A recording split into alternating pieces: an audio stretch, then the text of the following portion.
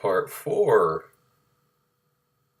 What do Dover Beach and Charter Light Brigade suggest about the Victorian area as a whole? Conflicts. Dover Beach is faith and science. Charter Light Brigade, patriotism and incompetent leadership.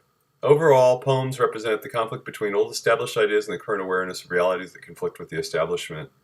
Real, uncertainty, Darwinist movement, realism. The two poems are significantly different, which says that the Victorian had broad literary themes, questioning life, the establishment, beautifully tragic. I don't necessarily agree with that. What were some of the important literary trends or movements of the era? Victorian realism. The novel became more popular, while revolutionary poetry was more popular. Pre-Raphaelite. The novel became more popular, while in Romanticism, poetry was more popular. There was the pre-Raphaelite movement. Dante Rossetti was one who started it, a movement to restore and preserve most natural art that existed before Raphael. More natural art, but okay. Well, that's kind of lame, but that's okay. What did Matthew Arnold say about the relationship between criticism and creativity? Creativity is more important, but it doesn't work. It wasn't the work of the creative to come up with new ideas, but the critics were supposed to bring in the new ideas. Gift lies happily inspired in an intellectual atmosphere and spiritual atmosphere. Multicultural, bringing ideas from everyone to inspire artists and to create art. We need to be cultivating ideas from Western thoughts, India and China. Think global, get outside of English patriotism because it's keeping them narrow-minded. What was significant about the forms of Christina's Rossetti's Remember and After Death? They were Italian sonnets. And they were very bittersweet. What was the relationship between meeting at night and parting at morning, and why was this significant in reading the poems? They were originally written as one piece and then split into two poems. The splitting changes the reader's point of view and makes it more concrete. It kind of makes you question it, because it's like if you read it as one poem, it's like he comes in and then he leaves and then goes back to his real life. But if you split it in half, you really could read the second half very, very differently. What role did religion play in various works we have read? Okay. Wow. Shit. What historical cultural situation was the cry of the children responded to? Elizabeth Barrett Browning drew attention to the problem of child labor, helping to create humanitarian awareness on the part of the middle class. How long, O cruel nation, will you stand to move the world on a child's heart? What does the rector imply about the changing views of the clerical office? The term the rector, in the widest classical ecclesiastical sense, means one who sets straight, guides, directs, a ruler, governor, director, guide, leader.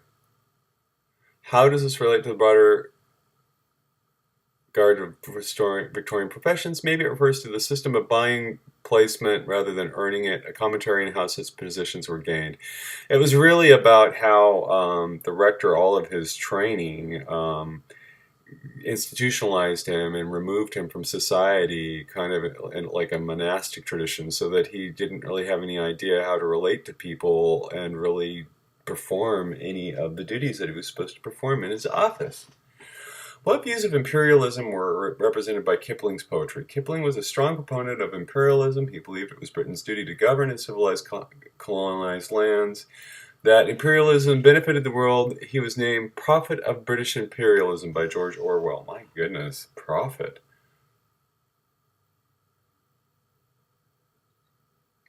When did Queen Victoria reign? Queen Victoria was born in 1819 to...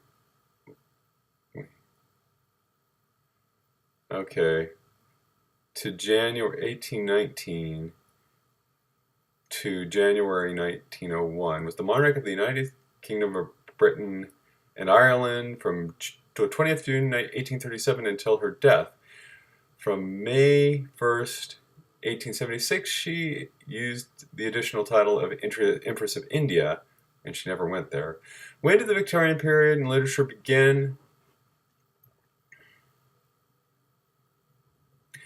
That began with the abolition of slavery in 1833 and or the Reform Act in 1832 or with the end of the Napoleonic Wars. Culturally, there was a transition away from rationalism of the Georgian period and toward Romanticism.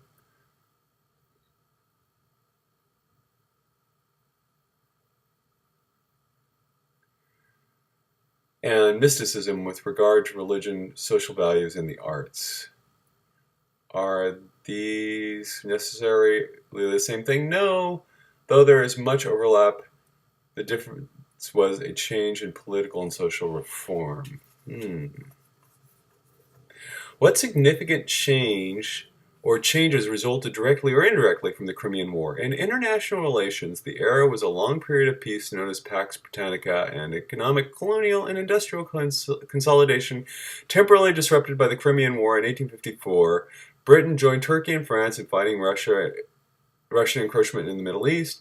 This did little to change the balance of power in Europe and resulted in the deaths of 21,000 British troops and 16,000 whom died of disease.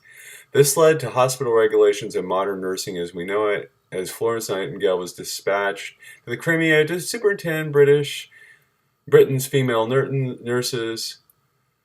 Crimean War equals better hospital conditions. Okay.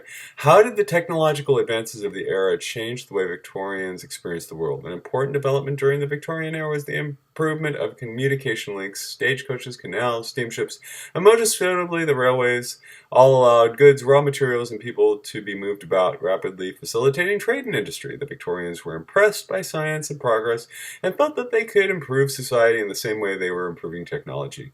England was essentially became smaller and people were able to travel further and faster, and new ideas and socioeconomic classes grew from it. How did various Victorian Britons view foreigners or people or different ethnic groups? Brutal colonial domination were rationally or pseudoscience supporting to demonstrate the inferiority of dark-skinned peoples by a felt sense of racial and cultural superiority over other peoples. A paternalistic sense of responsibility for the peoples of inferior races became known as the white man's burden. In Rudyard Kipling's famous phrasing, or as evolutionary theorist Alfred Russel Wallace put it, Wallage? I think he means Wallace. The relation of a civilized to an uncivilized race over which it rules is exactly that of a parent to a child, or generally adults to infants. That was the common sense of the age. Paternalism.